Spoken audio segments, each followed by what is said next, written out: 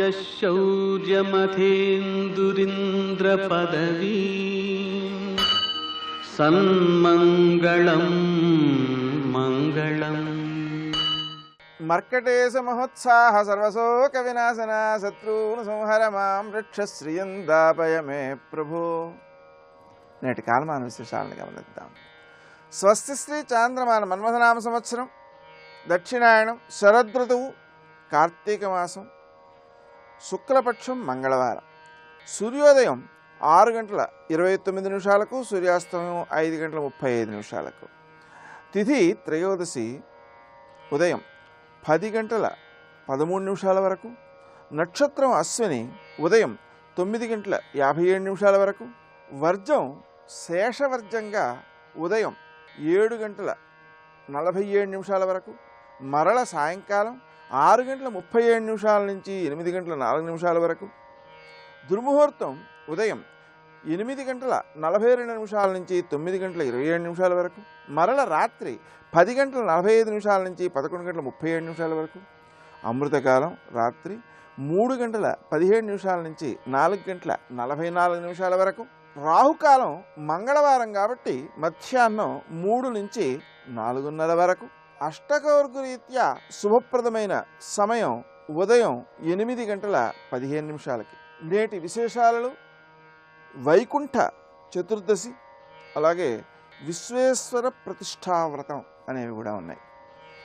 ఈ విశ్వేశ్వర ప్రతిష్టావ్రతం అనే దాన్ని మనం ఆ శంకరుణ్ణి ఆరాధించుకోవడానికి వినియోగించుకోవచ్చు. అదేవిధంగా వైకుంఠ చతుర్దశి కాబట్టి మనం విష్ణుమూర్తికి సంబంధించినటువంటి పూజాధికాన్ని, అలాగే అన్నదానాధికాన్ని నిర్వర్తించవచ్చు.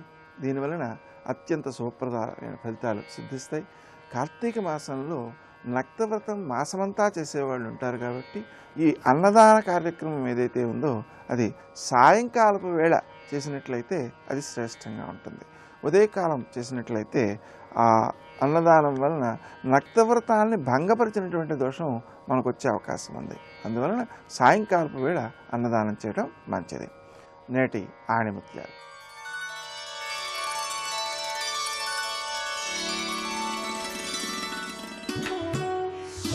క్షమ అనే కత్తిని ధరించిన వారు లోకంలో సాధించలేనిది ఏమీ లేదు.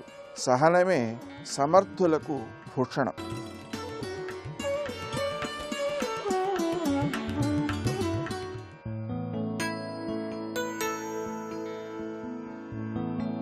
మానవత్వం అంటే కుల, మత, వర్ణ వివక్షలకు అతీతమైనది.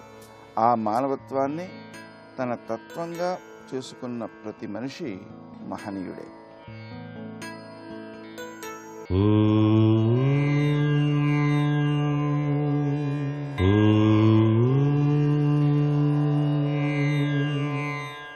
ఓం నమః శివాయ. శ్రీ కార్తీక దామోదరాయ నమః. సకల వేదాంత సారుడు, శశాంక శేఖరుడు, సర్వతత్వ స్వరూపుడు, నీలకంఠుడు, పార్వతీ ప్రియుడు, గ్రహ నక్షత్ర మాలికాధరుడైనటువంటి పరమేశ్వరునికి, నీరజాక్షుడైనటువంటి విష్ణుమూర్తికి ప్రీతివంతమైనటువంటి ఈ కార్తీక మాస శుభవేళ నిత్యం కూడాను పవిత్రవంతమైనటువంటి స్నానాలు ఆచరించి, విభూతి ధారణ చేసి, రుద్రాక్షమాల ధరించి, శివార్చన విష్ణార్చన చేసుకుంటూ ఈ పవిత్ర మానవ జీవితాన్ని సుసంపన్నం చేసుకోవటానికి భగవంతుడు ప్రసాదించిన అమృత తుల్యవంతమైనటువంటి మాసం ఈ కార్తీక మాసం. ఈ రోజున సాలగ్రామం విష్ణు స్వరూపంగా భావన చేసి, ఆ సాలగ్రామాన్ని చక్కగా పూజ చేసి, బ్రాహ్మణోత్తమునికి చక్కగా తాంబూలంతో కూడి పరిమళ పుష్పాలను దానం చేసినట్లయితే శివ విష్ణువుల యొక్క అనుగ్రహ కటాక్ష వీక్షణాలు ఆ వ్యక్తి జీవితంలో ఎల్లప్పుడూ కూడాను ఉండి తీరుతాయి సుమా అని చెప్పేసి మనకు కార్తీక మహాపురాణం తెలియజేస్తుంది. ఈ కార్తీక మాసంలో ప్రతి ఒక్కరూ గుర్తుపెట్టుకోవాల్సింది కార్తీక పురాణ పఠనం. నిత్యం కూడా కార్తీక పఠనం కనుక చేసినట్లయితే మోక్షం సిద్ధిస్తుంది అని చెప్పేసి మనకు శాస్త్రవచనం. అంతేకాకుండా ఈరోజు సాలగ్రామ దానం చేయటం చాలా విశిష్టవంతమైనటువంటి లక్షణాన్ని ప్రసాదింపజేస్తుంది. సాలగ్రామ శిలావారే అంటాం. సాలగ్రామం అంటే సాక్షాత్తు విష్ణు స్వరూపం. ఆ సాలగ్రామ తీర్థం గనక తీసుకున్నట్లయితే ఆరోగ్యప్రదమైనటువంటి జీవనం, ఆరోగ్యప్రదమైనటువంటి జీవితం ఆ సర్వేశ్వరుడు అనుగ్రహిస్తాడు. కాబట్టి సాలగ్రామ దానాన్ని ఈరోజు బ్రాహ్మణోత్తమునికి చేసి చక్కటి వివిధ రకాలైన పుష్పాలతో కూడిన దక్షిణ తాంబూలాన్ని కూడాను దానం చేసినట్లయితే కార్తీక పుణ్యఫలప్రదం మీకు సిద్ధిస్తుంది సుమా అని చెప్పేసి శాస్త్రసమ్మతమైన విషయం. అంతేకాకుండా సంవత్సరంలో వచ్చేటువంటి అన్ని మాసాల్లో కల్లా కూడా పవిత్రవంతమైనటువంటి మాసం ఈ కార్తీక మాసం. కాబట్టి ఈ మాసమంతా కూడాను ఎవరికి తోచిన చందాన వారు దానాలు చేయాలి. అలా దానం కనుక చేసినట్లయితే విశిష్టవంతమైనటువంటి జీవనం పరమేశ్వరుడు అనుగ్రహిస్తాడు. సర్వే జనా సుఖినో భవంతు.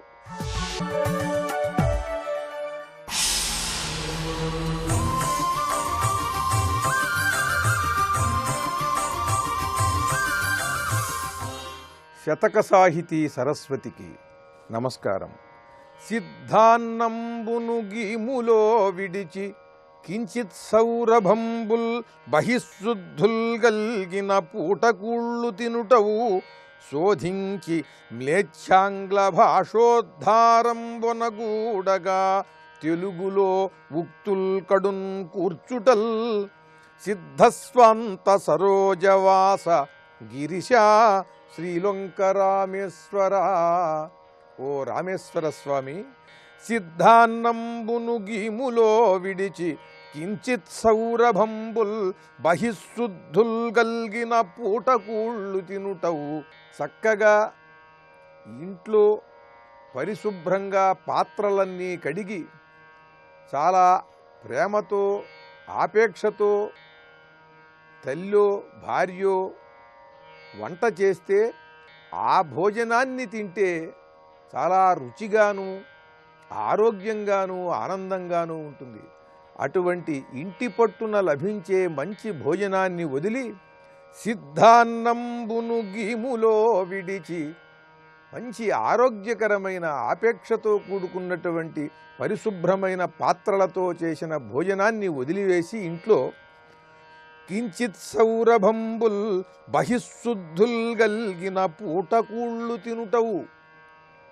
హోటల్కి వెళ్ళి పూటకూళ్ళ ఇళ్ళు, ఈ హోటళ్ళు ఒకప్పుడు, ఈ హోటల్కి వెడితే కించిత్ సౌరభంబుల్, అక్కడ బాగా సెంటు స్ప్రే చేస్తారు.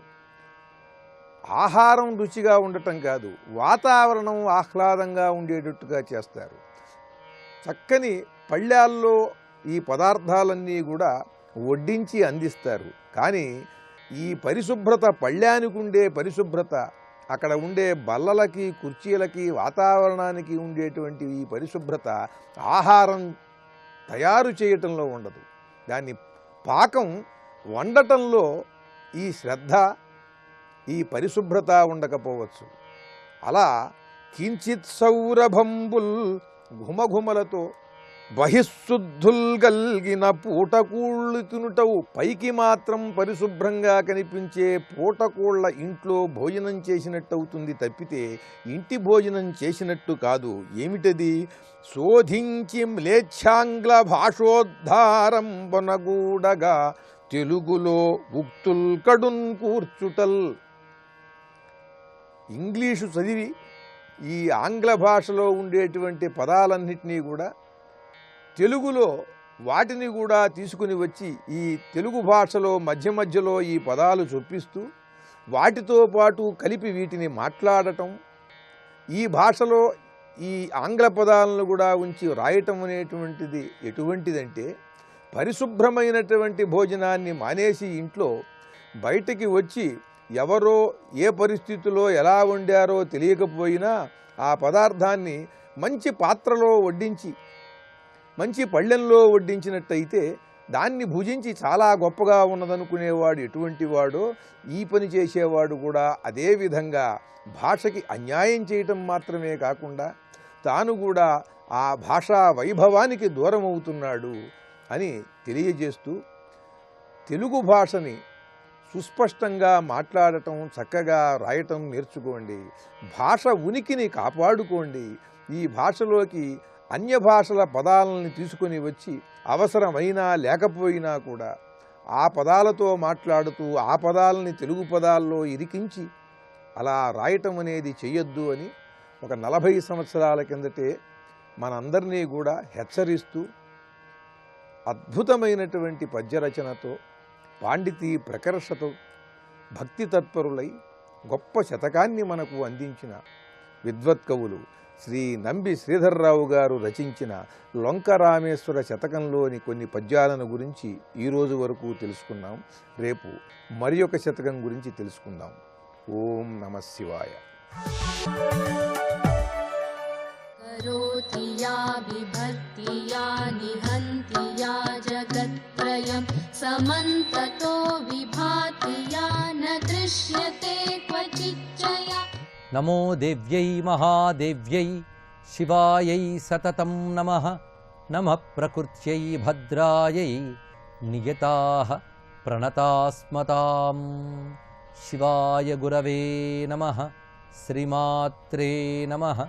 శ్రీ విష్ణురూపాయ నమః శివాయ. శ్రీ ఉమాయై నమః. సప్తమాతృకుల వైభవంలో మొదట బ్రాహ్మి, తర్వాత వైష్ణవి, మూడవది మాహేశ్వరి, నాలుగవది సుబ్రహ్మణ్య శక్తి అయిన కౌమారి. ఈ కౌమారి తత్వం ఏంటో వివరిస్తున్నారు ఇక్కడ. ఆహార శుద్ధి వశతః పరిశుద్ధ సత్వే నిత్యస్థిర స్మృతిధరే వికసత్ సరోజే ప్రాదుర్భవసి అమలతత్వ విభాసికాయా సా త్వం స్మృత గురుగుహస్య సవిత్రీ శక్తి. గురుగుహస్య శక్తి. గురుగుహుడు అంటే కుమారస్వామి అని అర్థం.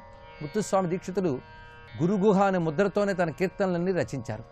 గురుగుహుడు ప్రధానంగా జ్ఞానస్వరూపుడు. అందుకే ప్రథమో జ్ఞానశక్త్యాత్మ అని అనుకో నామం చెప్పారు. జ్ఞానశక్తి స్వరూపుడే సుబ్రహ్మణ్యుడు. అందుకే సుబ్రహ్మణ్య ఆరాధన జ్ఞానప్రదాయకం. ఆ జ్ఞానం పొందే యోగం ఉంటేనే సుబ్రహ్మణ్యునిపై భక్తి కూడా లభిస్తుంది. సుబ్రహ్మణ్య అనుగ్రహం అంటే అమలతత్వ విభాసిక. అద్భుతమైన మాట చెప్పారు. నిర్మలమైన తత్వము యొక్క ప్రకాశమే కౌమారి శక్తి. ఈ నిర్మల తత్వం ఎప్పుడు తెలుస్తున్నది?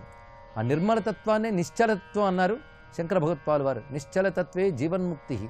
ఆ నిశ్చల నిర్మల తత్వం ఏదైతే ఉన్నదో అది బ్రహ్మజ్ఞానం. ఆ బ్రహ్మజ్ఞాన స్వరూపమే సుబ్రహ్మణ్యుడు. అందుకే చాందోగ్యంలో కూడా బ్రహ్మజ్ఞాని అయినటువంటి సనత్కుమారుడు సుబ్రహ్మణ్య స్వరూపము అనేటువంటి ఒక భావన కనబడుతున్నది. అయితే అటువంటి నిర్మలమైన తత్వం కలగాలి అంటే ఉండవలసిన లక్షణాలు ఏమిటి? మొదటిగా ఆహార శుద్ధి వశతః. ఇదంతా ఉపనిషద్ విజ్ఞానమే. అందుకే ఉమాసహస్రం సర్వోపనిషత్ సారం అని కూడా అభివర్ణించవచ్చు. అన్ని ఉపనిషత్తుల్లో చెప్పిన విశేషాలన్నీ కూడా ఇందులో కనబడుతూ ఉంటాయి మనకి. ఆహార శుద్ధి వశతః. మరొక భావం సర్వోపనిషదుద్ఘుష్ట అని లలితా సహస్రనామాలు ఉన్నది. అన్ని ఉపనిషత్తుల్లో గొప్పగా చాటబడింది అమ్మవారి తత్వము అని ఒక వాక్యం. ఎలా చాటబడింది అనే దాన్ని ఉమాశాస్త్రం చెప్తున్నది. అది విశేషమైన ఒక అంశం. ఆహార శుద్ధి వల్ల సత్వశుద్ధి ఏర్పడుతుంది. ఇది తెలుసుకోవాల్సింది.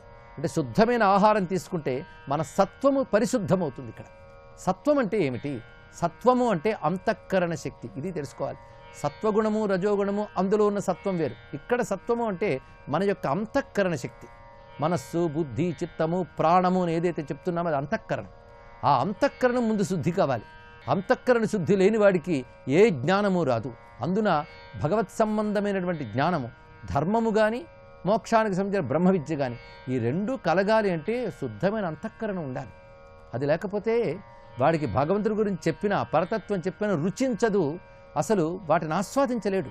ఎందుకంటే అంతఃకరణ శుద్ధి లేదు కనుక. అంతఃకరణ శుద్ధి కలగాలి అంటే ఆహార శుద్ధి ఉండాలి. అందుకు మన ప్రయత్నం ఎక్కడి నుంచి మొదలుపెట్టాలి? ఆహార శుద్ధి నుంచి మొదలుపెట్టాలి. ఆహార శుద్ధి ఉంటేనే సత్వశుద్ధి ఉంటుంది. ఇది సరిగ్గా ఉపనిషత్తులు చెప్తున్నాయి. ఈ మాటనే స్వామి వివేకానంద ప్రపంచానికి బోధించాడు. ఋషులు ఇచ్చిన జ్ఞానం అది.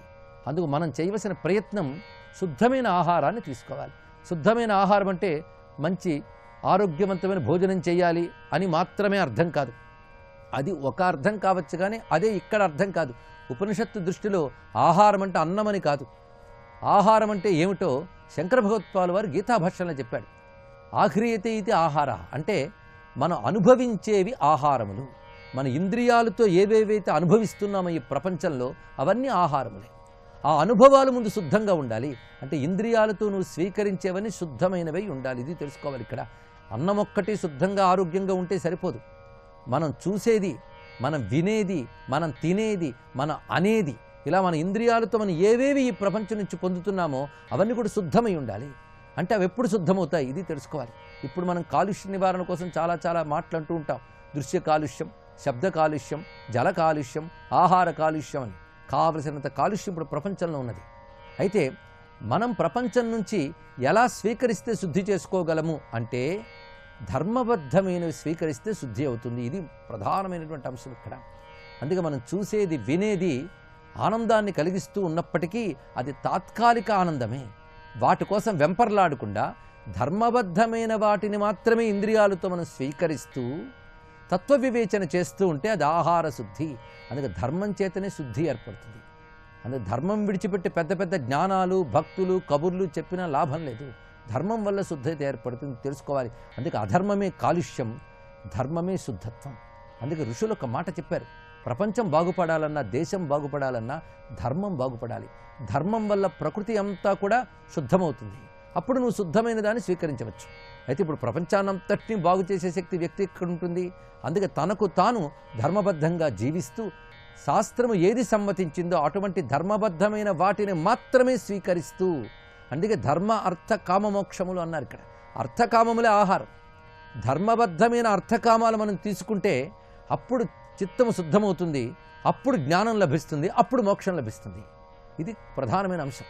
అందుకు ఆహార శుద్ధి వలన పరిశుద్ధ సత్వే, పరిశుద్ధమైన అంతఃకరణ ఎవరికి ఉంటుందో అప్పుడు వారి యొక్క వికసత్ సరోజే, వారి హృదయ సరోజం విచ్చుకుంటుంది అన్నారు. అంటే ప్రతివారికి లోపల జ్ఞానం అనేటువంటి హృదయ శక్తి ఉంటుంది, కానీ ముడుచుకుపోతుంది. జ్ఞానులకు విచ్చుకుంటుంది. అదే యోగి హృదయానగమ్యం అనే మాట వాడారు ఇక్కడ. అంటే ఎవరు హృదయమైతే జ్ఞానంతో వికసిస్తుందో వారి హృదయంలో నిత్య స్థిర స్మృతి ధరే, నిత్యమైన స్థిరమైన స్మృతి ఉంటుందట. చాలా అద్భుతమైన మాట అంటున్నారు ఇక్కడ. అంటే ఆహార శుద్ధి వలన అంతఃకరణ శుద్ధి ఎవరికి కలుగుతుందో వారి యొక్క హృదయం వికసిస్తుంది. ఆ వికసించిన హృదయంలో నిత్యమైన స్థిరమైన స్మృతి ఉంటుంది అన్నారు. స్మృతి అంటే ఏది ఉందో దానిని గుర్తి ఎరిగి ఉండుట, ఇది స్మృతి. జ్ఞాపకం అంటే ఏదో జరిగిపోయిన సంఘటన గుర్తుపెట్టుకోవడం కాదు. నీ లోపల ఏది ఉందో దాన్ని గుర్తుపెట్టుకో. మనం అది తప్ప అన్నీ గుర్తుపెట్టుకున్నాం ఇక్కడ. అందుకే విస్మరణం విష్ణోహ సంపన్నారాయణ స్మృతి అన్నాడు వ్యాసుడు. ఇదే మాట తీసుకుని ప్రమాదో వై మృత్యుమహం బ్రవీమి అంటుంది ఉపనిషత్తు. అంటే ఏమరపాటే మృత్యు అన్నది. ఏమరపాటు అంటే స్మృతి లేకపోవడమే ఏమరపాటు. అంటే మనమేమిటో మనం మర్చిపోవడమే ఏమరపాటు. ఈ మరపు ఎప్పుడో ఎన్నో జన్మల క్రితమే జరిగిన దగ్గర జన్మలు ఉన్నాయి మనకి. మనం ఏమిటి అంటే అఖండమైన సచ్చిదానందమైన పరబ్రహ్మ స్వరూపం. ఆ పరబ్రహ్మ స్వరూపాన్ని మర్చిపోకుండా ఉండడమే నిజమైన స్మృతి. ఇది తెలుసుకోవాలి. అందుకే భగవంతుని గుర్తుపెట్టుకోవడమే నిజమైన స్మృతి. అంతేగాని భగవంతుని మర్చిపోయాం, ఎప్పుడో అప్పుడప్పుడు గుర్తొస్తుంటాడు అంటే అంతకంటే దౌర్భాగ్యం మరొకటి లేదు. ఆ పరమాత్మని గుర్తుపెట్టుకోవడమే స్మృతి. ఆ స్మృతి ఎలా ఉండాలి? నిత్య స్థిర. అద్భుతమైన మాటలు రెండు వాడారు ఇక్కడ. ఇది నిత్యము ఉండాలి, స్థిరంగా ఉండాలి, ఎల్లవేళలా ఉండాలి, గట్టిగా దృఢంగా ఉండాలి. అలాంటి దృఢమైన నిత్యమైన భగవత్ స్మృతి కలగాలి అంటే ఆ హృదయం విచ్చుకోవాలి. ఆ హృదయం వికసించాలి అంటే అంతఃకరణ శుద్ధి కావాలి. అంతఃకరణ శుద్ధి కావాలంటే ఆహార శుద్ధి కావాలి. అటువంటి ఆ స్మృతి యందు విమలమైన తత్వం భాసిస్తుంది. ఆ విమలతత్వమే అమ్మా నీ యొక్క కౌమారీ శక్తి. ఇది విశేషమైన మాట అన్నారు. అందుకు నిర్మలమైన బ్రహ్మజ్ఞానమే కౌమారి. అది లభించాలి అంటే నిత్యమైన స్థిరమైన స్మృతి ద్వారా లభిస్తుంది.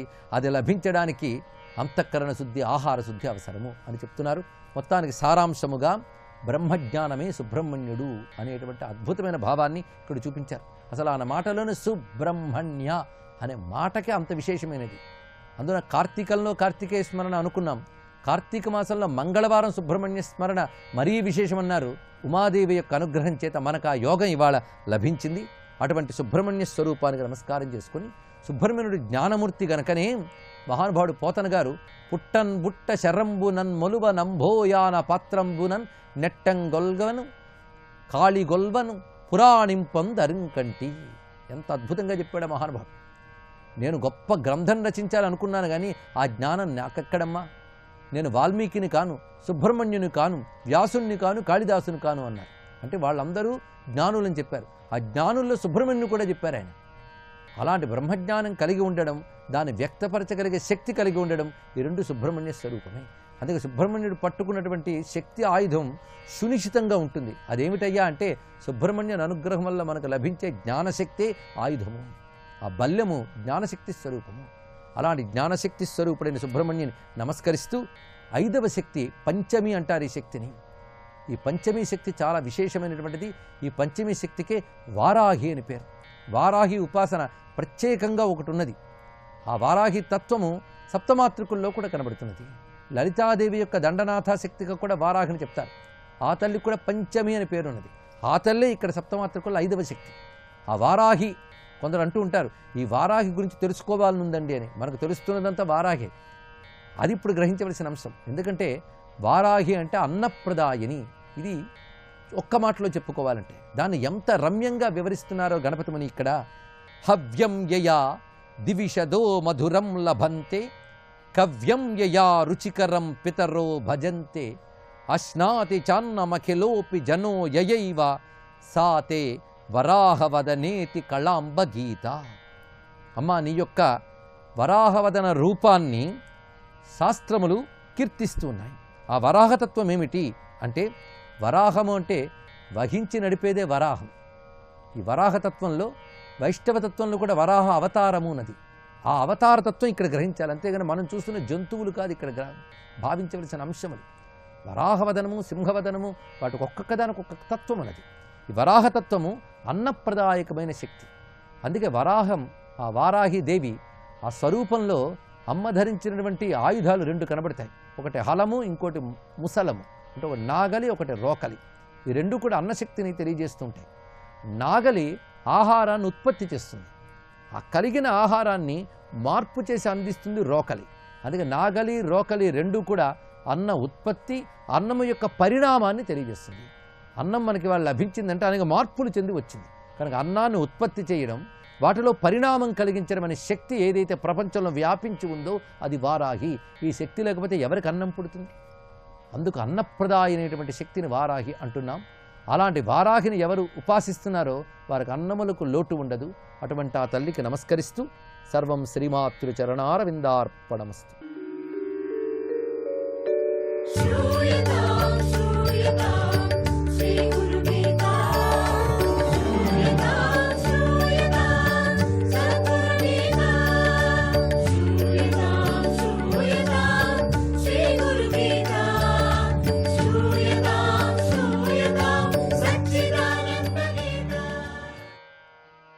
జై గురుదత్త. శకుంతరాజు అలాగే చేశాడంటే అంజనాదేవిని వెళ్ళి శరణు వేడాడు. అంజనాదేవి ప్రాణదానం చేస్తానని కూడా వాగ్దానం కూడా చేసింది. తరువాత వివరాలు తెలుసుకుంది, ఏం జరిగింది ఏమిటి. అప్పుడు కంగారు పడింది. అప్పుడు ఆంజనేయుడిని స్మరించింది. ఆంజనేయుడే గతి అనుకొని ఆంజనేయుడు రాగానే, నాయనా ఇతడు నిరపరాధి, రామభక్తుడు, నేను ఇతడికి ప్రాణరక్షణ చేస్తానని వాగ్దానం చేశాను. కానీ దీనివల్ల మన దైవమైన రామునితో విరోధం వస్తుంది కదా, ఏం చేయాలో నువ్వే నిర్ణయించు అంది. ఆంజనేయుడు ఒక క్షణం ఆలోచించి, అమ్మా, రాముడు ధర్మస్వరూపుడు, తల్లి మాట నిలబెట్టడమే నా ధర్మం అని చెప్పి శకుంతరాజు చుట్టూ తన తోకను కోటలాగా చుట్టి రామనామ జపం చేస్తూ దానిపై కూర్చున్నాడు. ఏమన్నా కానీ రాముడే రక్షిస్తాడు అని. కొంతసేపటికి లక్ష్మణుడు వచ్చి శకుంతరాజును అప్పజెప్పమన్నాడు. ఆంజనేయుడు అంగీకరించకపోవటంతో యుద్ధం జరిగింది. మీకు అందరికి తెలుసుగా యుద్ధం, రామాంజయ యుద్ధం అని ముందు కూడా జరుగుతుంది. అప్పుడు లక్ష్మణుడు పరాజితుడై వెనక్కి వెళ్ళిపోయాడు. రాముడు ఆగ్రహించి తానే స్వయంగా యుద్ధానికి వచ్చాడు. ఏంటి చేశాడు? నా భక్తుడు నా మాట ధిక్కరించాడా? వాడిని ఇమ్మంటే ఇవ్వలేదా? తానే స్వయంగా యుద్ధానికి వచ్చాడు. ఆంజనేయుడు రాముడికి నమస్కరించి, దేవా, ధర్మానికి నువ్వే ప్రమాణం. నా తల్లి సత్యనిష్ట నిలవడం కోసమే నేను ఇక్కడ నిలబడ్డాను. మా అమ్మ యొక్క సత్యనిష్ట ఉంది, దానికి వాగ్దానం చేశాను కాబట్టే నేను నిల్చున్నా ఇక్కడ. కావాలంటే నన్ను సంహరించి ఆ రాజును తీసుకువెళ్ళు, దానికి నాకు అనుమతి ఇస్తున్నా. నాకేమీ లేదు, నేను నీవాడు కదా, ఎప్పటికీ నీవాడినే కదా. ఆ రాజును తీసుకువెళ్ళు అని చెప్పాడు. రాముడు ఉగ్రుడై శరవర్షం కురిపించాడు. ఏంటి, నాకే ఇంత ఎదురు చెప్తున్నావా? అప్పచెప్పమంటే శకుంతుడు నువ్వు అప్పచెప్పకోకుండా పైగా నన్ను చంపమంటున్నావు. అప్పుడు హనుమంతుడు కళ్ళు మూసుకొని నమస్కరిస్తూ రామనామ గానం చేయసాగాడు. రామ రామ రామ రామ రామ రామ రామ రామ రామా అని చెప్తూనే ఉన్నాడు. శ్రీరామ రామ రామ రామ అని. చిత్రంగా రామ బాణాలన్నీ వెనుదిరిగి వచ్చి రాముని పాదాల దగ్గర పడిపోయాయి. అంతా మాయగా ఉందండి. రాముడు దిగులుగా, దేవర్షి రామబాణం కూడా వ్యర్థమైపోయింది కదా. అంతలో నారదుడు వచ్చి అడిగాడు, ఏమిటయ్యా మీరు యుద్ధం చేస్తున్నారు, ఏం సమాచారం అన్నప్పుడు చెప్పాడు, నారద మహర్షి ఏం చెప్తూ నేను ఎవరికి చెప్పుకుంటూ, రామబాణం అంటే చాలా గొప్పది కదా, అది ఎవరిని చూడదు కదా, నీకు తెలుసు కదా, అది కూడా ఇక్కడ వచ్చి పడిపోయింది కదా, అందుకని ఇక నా జీవితమే వ్యర్థం. ఇక రామబాణమే వాపసు వచ్చేసిందంటే ఇక నేను ఏమి వేసినా కూడా లేదైతే, అందుకని నేను నా జీవితం వ్యర్థమైపోతుంది, నేను ఇప్పుడు ఏం చెయ్యాలో చెప్పండి అన్నాడు. నారదుడు సంతోషంగా నవ్వుతూ, దేవా, నీ లీల అసామాన్యం, నీకు తెలియనిది కాదు కదా, అయినా అడిగావు గనుక చెప్తున్నాను. ఇది నీకు పరాజయం కాదు, విజయమే. రామబాణం కన్నా రామ రామ రామ రామనామం గొప్పదని లోకానికి తెలియజేయటానికి విశ్వామిత్రుడు ఇంత నాటకం ఆడాడు. రామనామం ఎంత అద్భుతమో, రామా రామా రామా రామా. ఆయన శకుంతరాజు శిరస్సు తన పాదాల మీద పడేయమన్నాడు, కానీ ఆ తల తెగిపోవాలని చెప్పలేదు కదా అన్నాడు. ఈ కథ మొదట్లో మనకు విశ్వామిత్రుడు బుద్ధి అల్పబుద్ధి అనిపించింది కదా, మనకు కోపం వచ్చింది, కోపం చేసుకున్నాడు, ఏం తెలీదా దివ్యదృష్టి, శకుంతక రాజుకి ఏమొచ్చేదని తెలీదా అని ఇవంతా మనం చర్చించుకొని కొనకు ఎంతవరకు వచ్చింది చూడండి. ఇక్కడ హనుమంతుడి భక్తి కనిపెట్టడానికి ఆ రాజును వాడుకున్నాడు అని చెప్పచ్చు. అందుకని ఇక్కడ చివరికి వచ్చేసరికి ఆయన బుద్ధి ఎంత విశాలమైందో, విశ్వామిత్రుడిది ఎంత లోకోపకార దీక్ష గలదో, ఎంత నిస్వార్థమైందో తెలిసింది. కనుక ఎవరూ తొందరపడి మహాత్ముల చర్యలను విమర్శించకూడదు, గురువు యొక్క చర్యల్ని సంతోషంగా ఆదరంగా తీసుకోవాలి, కానీ విమర్శించకూడదు. జై గురుదత్త.